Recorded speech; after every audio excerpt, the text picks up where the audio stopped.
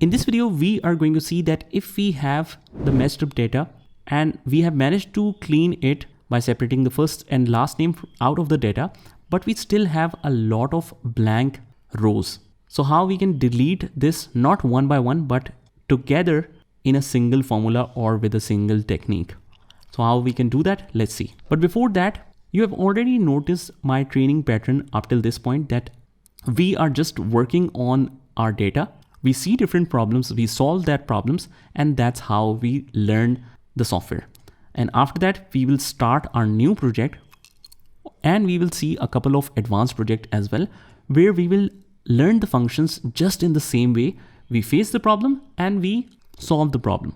And that is divided into different topics. As you see, first I defined the flash fill in the separate video, then the text to columns, and now we are cleaning the extra rows. That's because whenever you want to refer to any specific video in future, you can easily do that by finding the small chunks of each topic. So that's what I wanted to let you know, and let's continue. Now in this, we have a lot of data and we want to delete these rows, but we cannot do it one by one because it will take a lot of time. We will just consider ourselves as a very lazy person. So we always find a smart technique of doing things.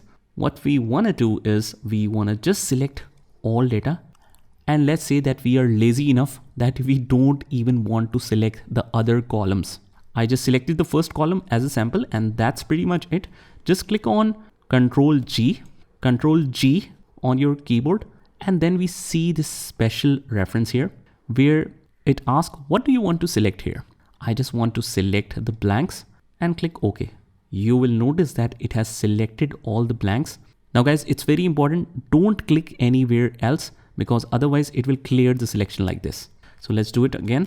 Click on Control G, click on Special and select blanks. Now it has selected the blanks again. Right click here on any of the selection and select Delete.